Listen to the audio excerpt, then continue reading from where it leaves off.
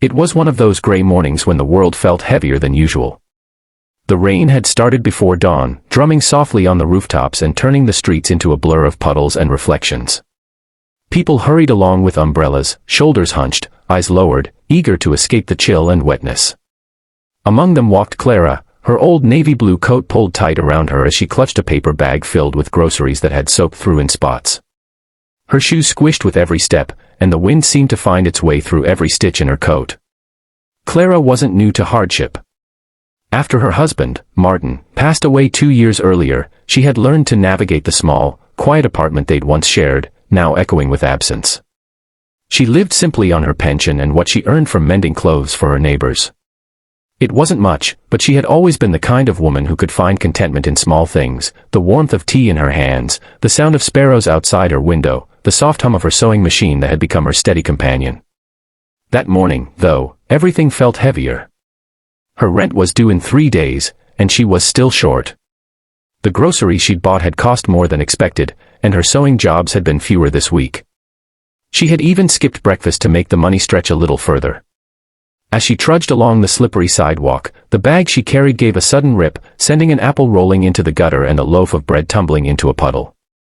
Clara sighed and crouched down, her knees aching, to salvage what she could.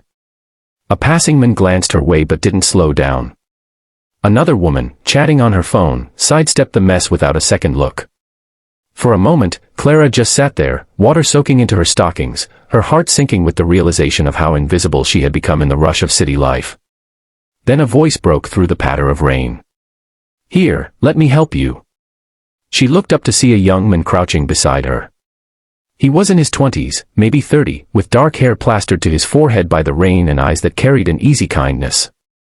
Without hesitation, he gathered the scattered groceries, even the muddy apple, and handed them to her carefully.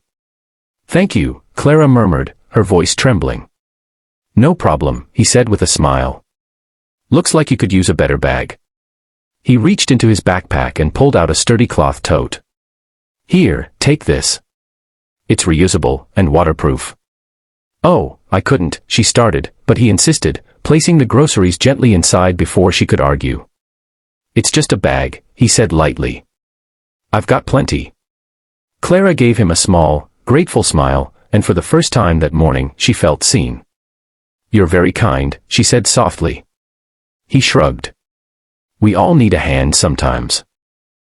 Then he was gone, just like that, disappearing into the stream of umbrellas and footsteps. Clara stood there for a moment, clutching the new bag, before continuing on her way home. Back in her apartment, she set the groceries on the counter and stared at the bag the stranger had given her. It was simple, dark green with a faint logo of some local cafe she'd never heard of, but to her, it felt like more than just fabric and stitching. It was a reminder that there was still goodness in the world, even when it went unnoticed.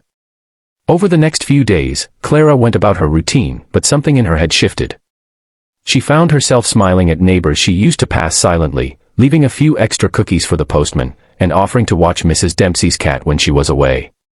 Small acts, perhaps, but each one a ripple born from that one unseen moment of kindness. Then came Friday afternoon. The rain had stopped, replaced by a timid winter sun that peeked between clouds.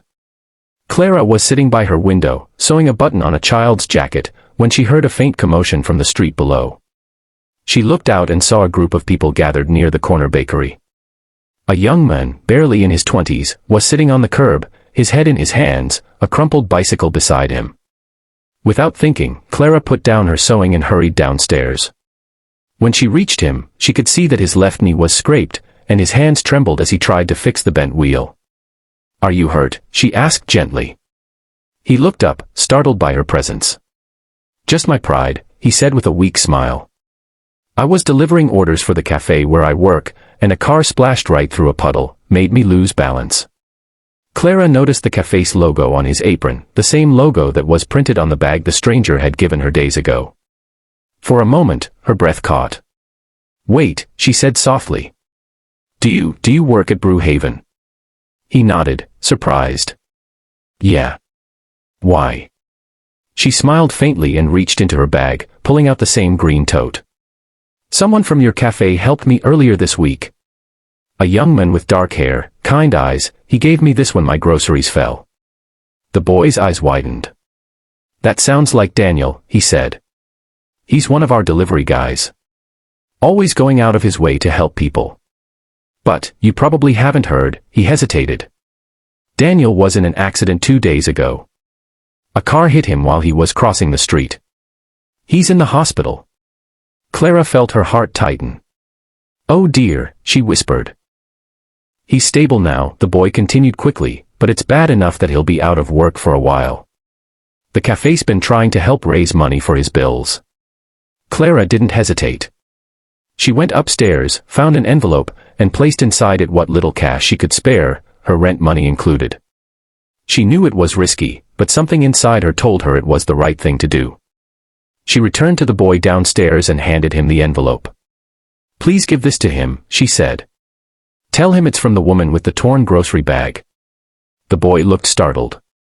Ma'am, that's very generous. Just make sure he knows that his kindness wasn't unseen, she interrupted gently. The next morning, Clara's landlord came by for the rent. When she explained that she didn't have it yet, he frowned but gave her another week. You've always been good for it, he said gruffly. Just don't make a habit of it. Clara nodded gratefully. She spent the next few days working late into the night, taking on extra mending jobs to make up for what she'd given away. Her hands ached, but her spirit felt lighter. She often found herself thinking of Daniel, hoping he would recover soon. About 2 weeks later, there was a knock on her door. When she opened it, she was startled to see the same young man who had helped her in the rain, Daniel. He was on crutches, his face pale but his smile warm. Hello, he said softly. You must be Clara. She blinked in surprise. How did you? The cafe boy told me, he said. You sent me that envelope. I wanted to thank you. Clara smiled, her eyes glistening. You shouldn't have come all this way. I had to, Daniel said. You didn't just help me, you reminded me why I love helping people. I was starting to lose hope, thinking my little gestures didn't matter. But then I learned that one of them came back to me when I needed it most. Clara stepped aside to let him in. They sat together over tea, and he told her about his recovery, about how his friends from the cafe and even strangers had donated after hearing his story. The cafe had started a kindness board where people could share acts of compassion they'd witnessed or received, and Daniel's story had become one of the first entries. As they talked, Clara realized something profound, that kindness had a life of its own. It moved quietly through the world, invisible to most, yet powerful enough to change lives in ways no one could predict. Before Daniel left, he reached into his bag and placed an envelope on her table. Please, he said, take this. It's from the donations. I can't keep it knowing what you did for me. Clara shook her head. No, that was meant for you. I know, he said softly, but I want you to have it. Think of it as the circle coming back around. After he left, Clara opened the envelope and found more than enough to cover her rent and groceries for months. She sat there in stunned silence, tears sliding down her cheeks, not because of the money, but because of what it meant. From that day on, Clara started something new. Outside her apartment door, she hung a small wooden box labeled, The Helping Hand. Inside, she left notes of encouragement, a few coins, sometimes small trinkets for anyone in the building who needed a reminder that they weren't alone. She never signed her name, and most never knew where it came from. But slowly, others began to add their own contributions. A week later, she found a note inside that made her smile. Thank you, whoever you are. Your kindness found me when I needed it most. And so, the unseen hand that once reached out in the rain kept moving quietly through the world, unnoticed by most, but never without effect. Because sometimes, the truest kindness is the one that asks for no recognition, the one that moves through lives like a whisper in the wind.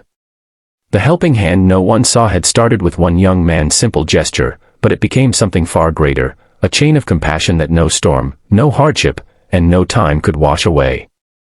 And somewhere, as the rain fell again on another gray morning, Clara smiled to herself, whispering a quiet thank you to the world, for reminding her that even when kindness goes unseen, it is never lost.